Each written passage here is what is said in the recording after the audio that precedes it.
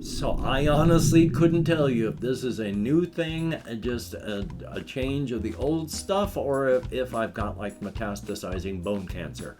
Let's hope it's not that last one. Now you done it. I'm a-gonna knock your teeth out the back of your skull. Don't be cartoonishly evil, they say, is the moral of the story, but they make it sound so simple. And howdy, nearly senior citizen here. Greetings, boys, girls, and all of our non-binary friends, and welcome to this, a brand new day.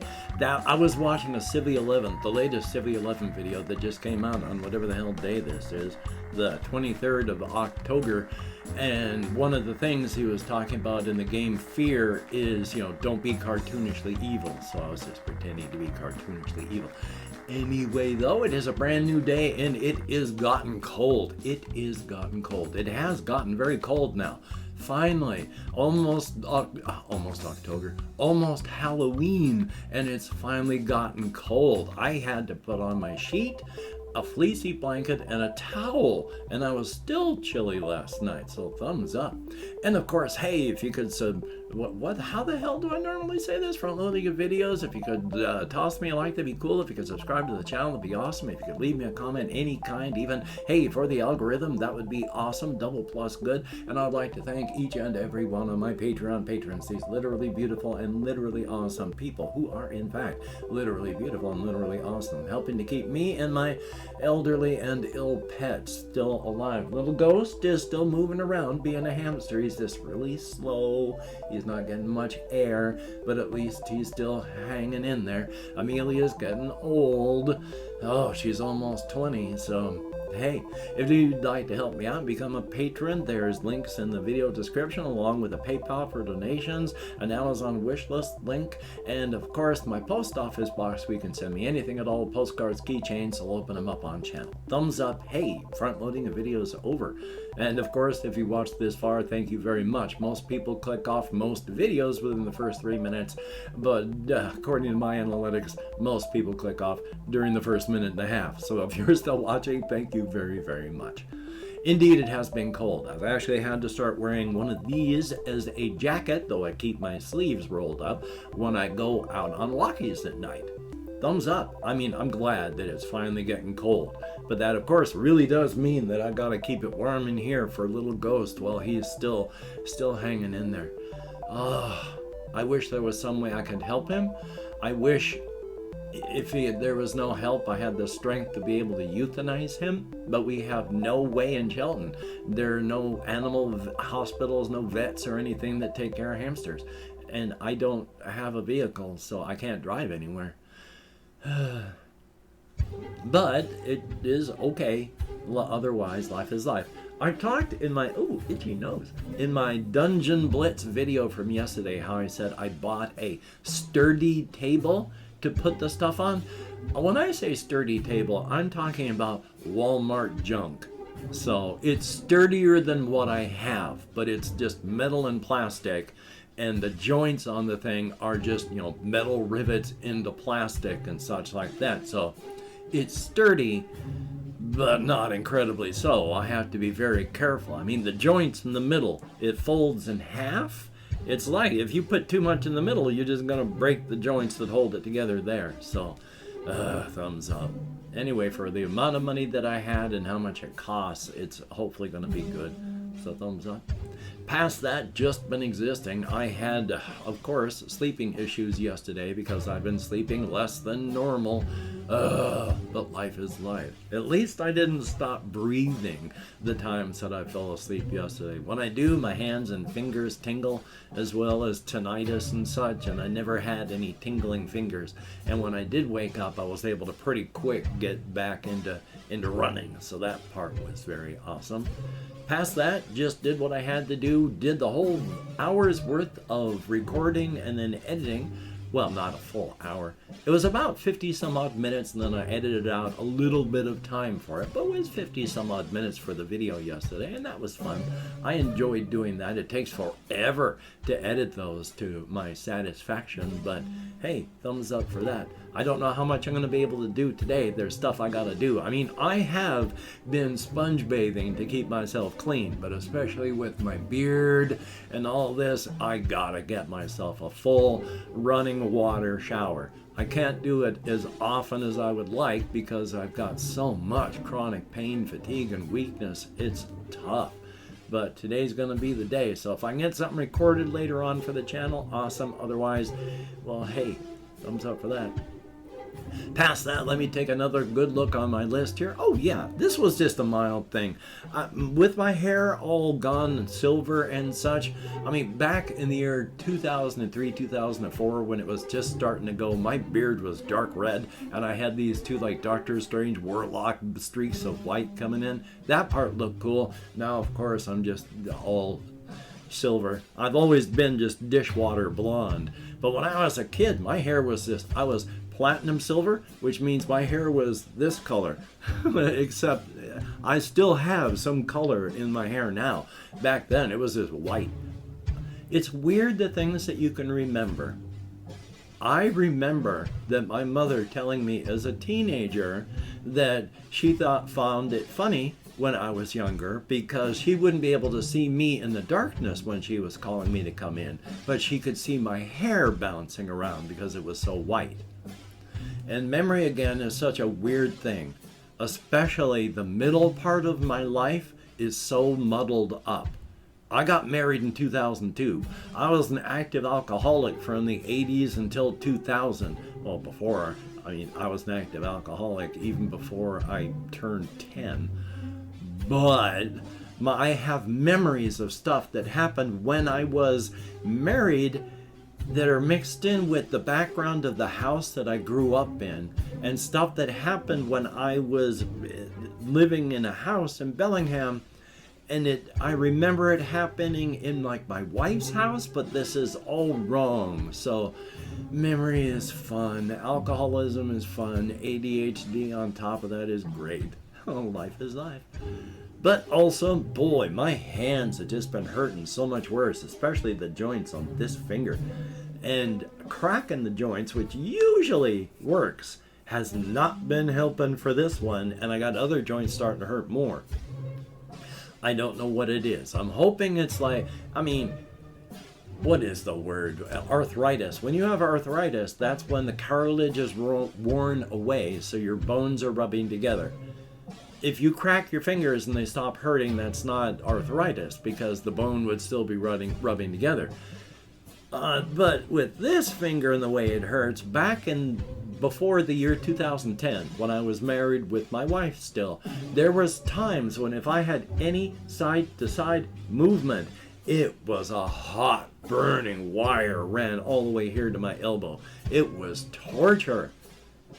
So I honestly couldn't tell you if this is a new thing, just a change of the old stuff, or if I've got like metastasizing bone cancer.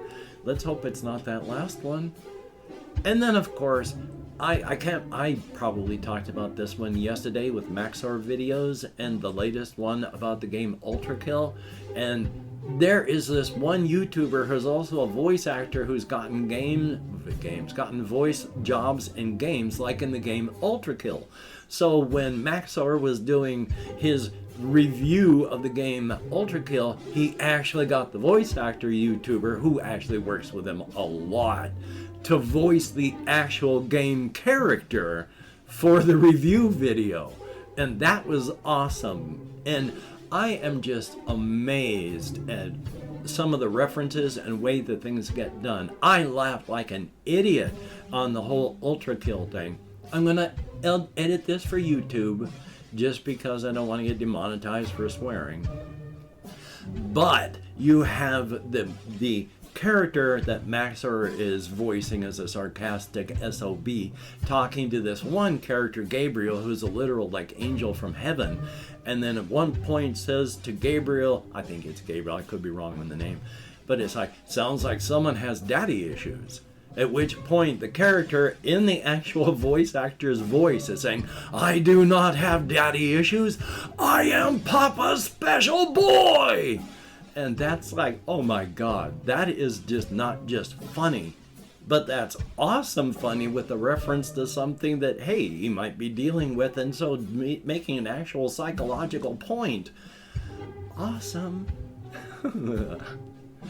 Taking a look on my list here, if there's anything else that I wanted to talk about that had to do with real life, other than the fact that I'm just going to be doing the best that I can today, it being a Sunday, and hopefully you're going to be doing the very best that you can do because it's a Sunday. On the very day that this is coming out, I don't know what day you happen to be watching this on, but hopefully on the day this came out, which was a Sunday, you were taking it easy. Yay. So, I have been trying to think of and go over and maintain to keep going all the stuff in my head for my 2 projects that hopefully I'm going to be able to get either talked or written out. Where I would be able to put them, I don't know. I mean, I doubt I'll ever be able to sell them. I don't even know where to look to sell stuff. So, we shall see what happens there. But one of the things that I've been thinking of still is I talk about the urban cryptids. That is something that happened very, very fast. Cryptids gathering in urban areas. That's only been really the past 200 years that there has started to be mass migration into urban areas. Around the world, I mean, there have always been urban cryptids because there have always been people, there have always been fears, dreams, hopes, nightmares, best and worst. So you still had cryptids that were living in and amongst human beings in Roman times, in ancient, Bronze Age times, in Stone Age times, and when cavemen were getting together and doing stuff.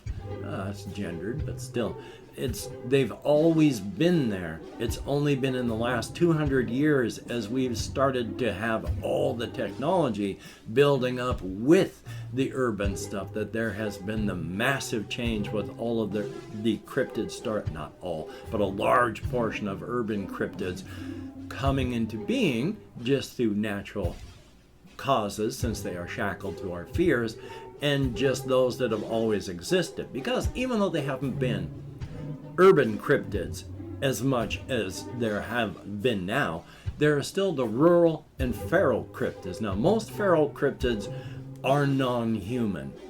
There's only about 10% of them, they're humanoid, and then a very, very small percentage of them that are human. And when I say human cryptids, I just mean they look human.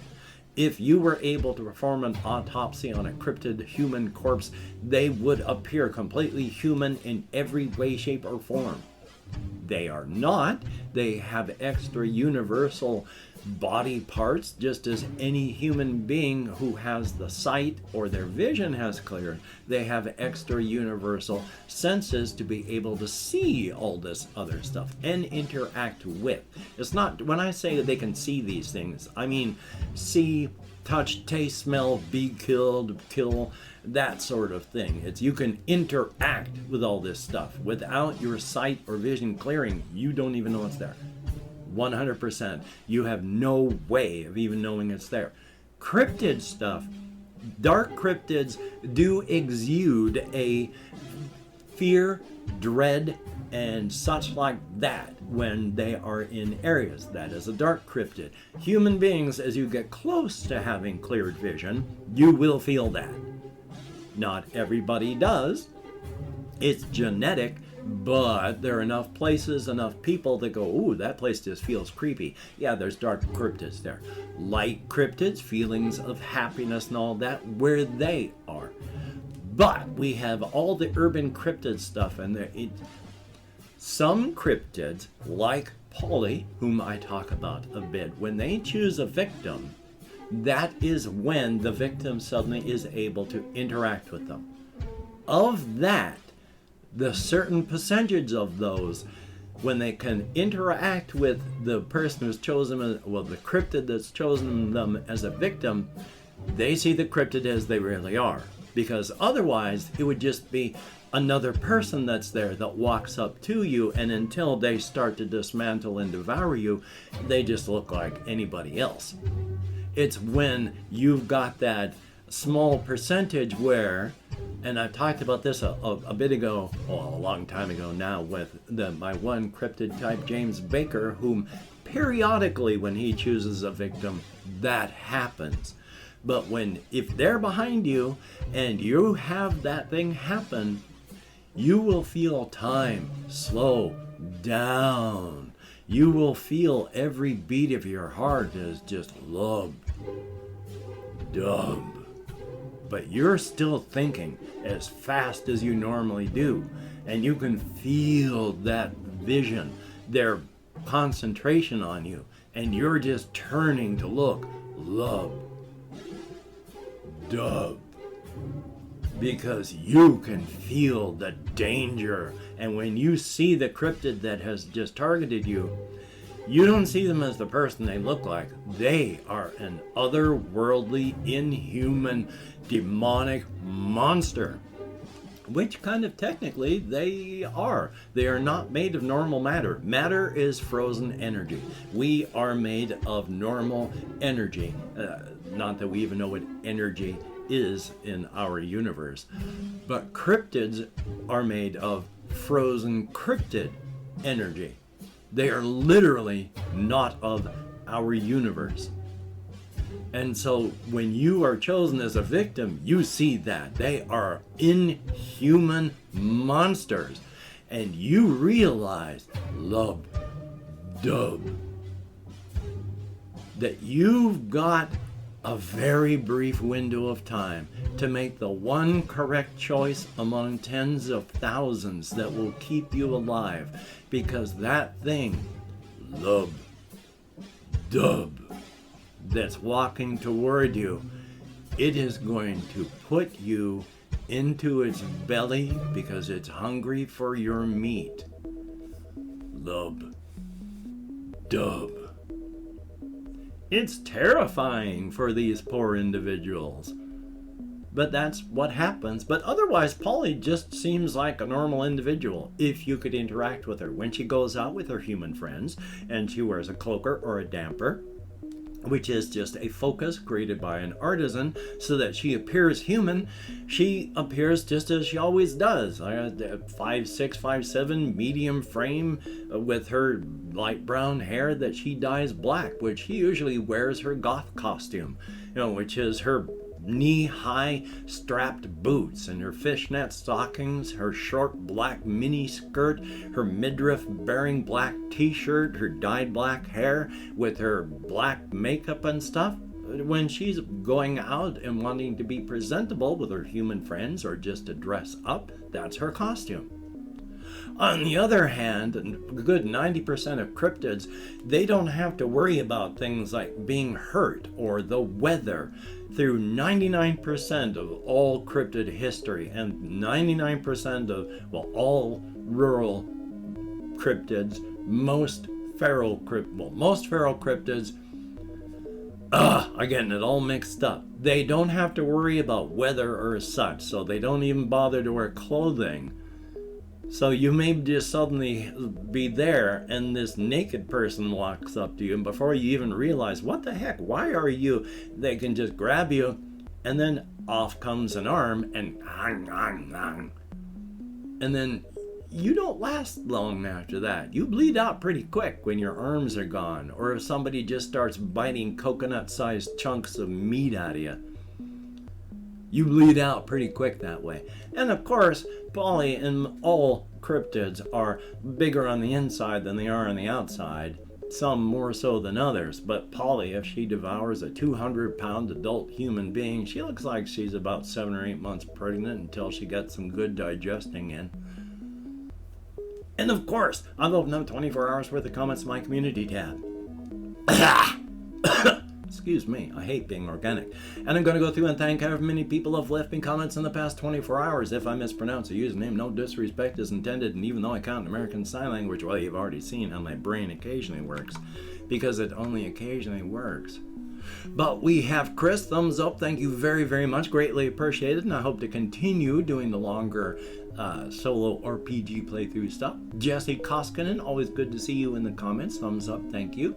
We have Heinz L. Montares, thumbs up, thank you very, very much, and I hope to keep continuing, Stephen Blanchard, thumbs up, thank you, greatly appreciated. J-A-Y-Y, thumbs up, and yeah, I have silly fun sometimes. Stephen James, greatly appreciated. Sebastian Ferris, thumbs up, thank you very, very much.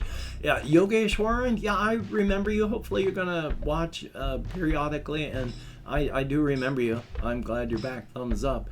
And there's a bizarre YouTuber, thumbs up, thank you. And this person asks, am I excited for my birthday?